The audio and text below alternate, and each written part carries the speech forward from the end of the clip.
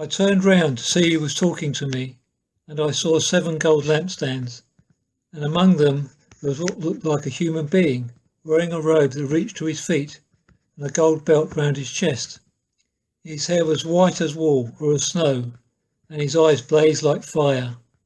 His feet shone like brass that had been refined and polished, and his voice sounded like a roaring waterfall.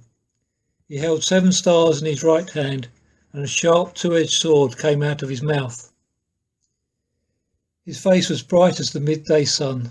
When I saw him, I fell down at his feet like a dead man. He placed his right hand on me and said, "Don't be afraid. I am the first and the last. I am the living one. I was dead, but now I am alive for ever and ever. I have authority over death and the world of the dead." Have you ever been in a situation where there was more going on than you realised? I remember a few years ago organising a surprise party for Jill's. I took her out for the afternoon to the theatre. I gave a house key to one of our friends who set things up and let the other guests in. When the theatre finished, we were still a bit early, so I had to stall for a bit, and we went for a coffee. We spent a bit of time looking at a market. And as we were approaching our road, someone sent me a text saying, "I'm just pulling up outside your house. Would you see me if I went in?" And I paused to type, "Not if you're really quick." Then I stopped and I admired a rose. You're asking Jules, "Do you think we should get one that looks a bit like that? Anything just to kill a bit of time." Once in our street, Jules noticed that there were rather a lot of cars. And I said, "Oh yeah, maybe there's something on at Wembley." It was only when we opened the door and people jumped out and shouted, "Surprise!" that lots of things started to make sense. The length of time I took to drink a cup of coffee, the insistence on checking out that market, pausing to look at that rose, regularly checking my phone. All the while, more was going on than she realised, but she was oblivious to it all.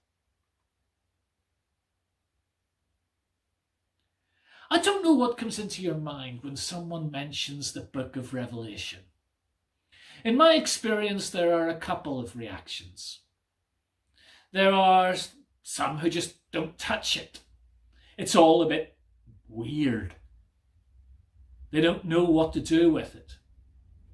And above all, they don't want to get caught up in arguments with the other group, the ones who have the opposite type of reaction, who get totally fixated with it, who spend their time picking out little bits of revelation and claim it's pointing towards a particular person in the news at that moment, or a particular incident in history or in the news.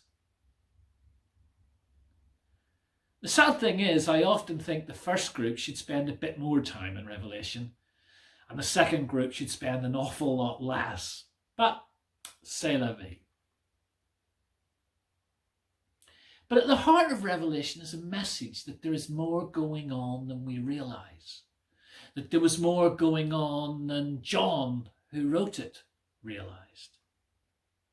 I think a good way to describe it is that life can feel a bit like a tapestry, but we're only getting to see the reverse side. There are probably people who would be really good and the back of their tapestry would be really neat.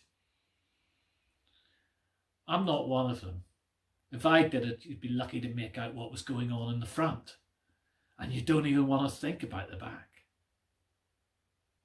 But John is living in a world where it's a bit like that, where it's hard to be a follower of Jesus, where it would be easy to think that if there was a God, he's somehow kind of out of his depth. It would feel like John's looking at the back of the tapestry. It's a whole mess of tangled webs and threads. But in Revelation, he's given the chance to look behind those tangled webs and see that there's more going on, and see that he's only really seeing the back. But right at the start, John is given a vision of Jesus. But it's not the Jesus he knew. The Jesus he had walked and talked with in Galilee and Judea, then in Jerusalem. Oh, sure, they'd known that Jesus was special.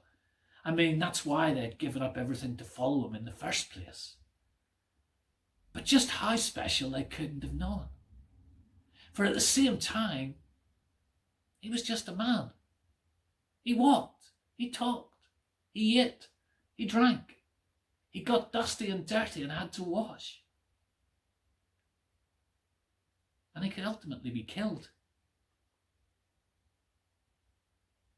But as John gets a peek behind the tapestry, it starts with realizing that Jesus is far more than he knew. That God was and is doing more through him than John could ever have realized. It's a terrifying picture that John paints. Someone like a son of man, dressed in a robe, reaching down to his feet with the golden sash round his chest. The hair in his head was white like wool, as white as snow, and his eyes were like blazing fire. His feet were like bronze glowing in a furnace, and his voice was like the sound of rushing waters. In his right hand he held 7 stars, and out of his mouth was a sharp double-edged sword. His face was like sun shining in all its brilliance. It's no wonder John's terrified and falls down as though dead. If I saw that, I know I probably would. But the first words spoken, as they so often are in the Bible, are don't be afraid. Because Jesus is walking amongst the 7 golden lampstands, which John explains represent the different churches in his area.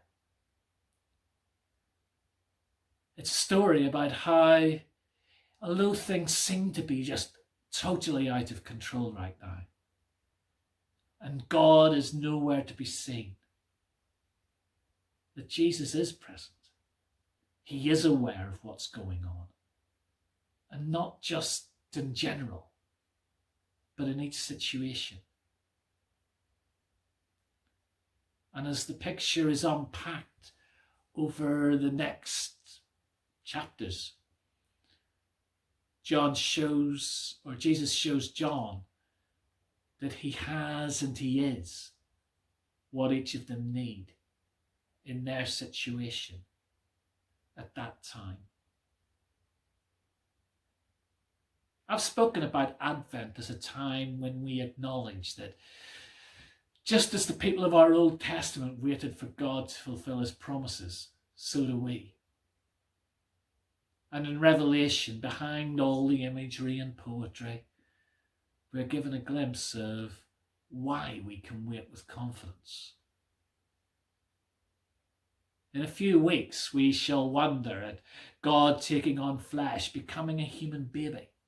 A baby who has to cry and to be changed or fed.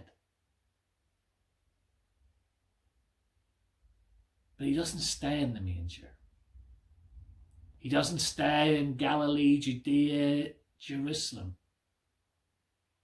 He doesn't stay on a cross. And he doesn't even stay in a tomb.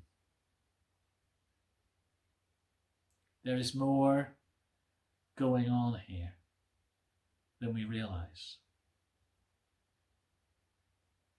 And if we're tempted to think 2020 has just been a tangled mess, the message of Revelation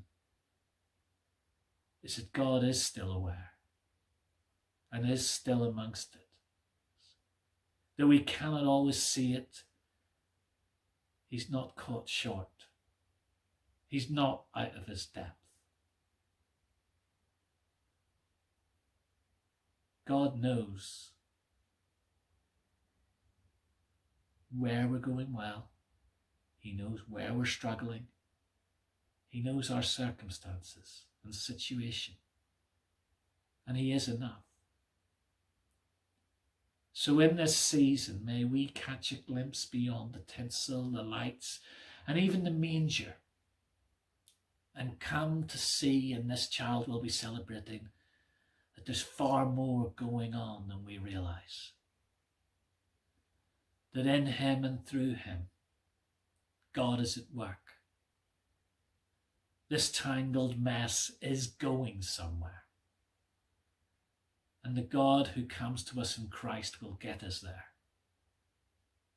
and will be to us all that we need whilst we wait. Grace and peace to you.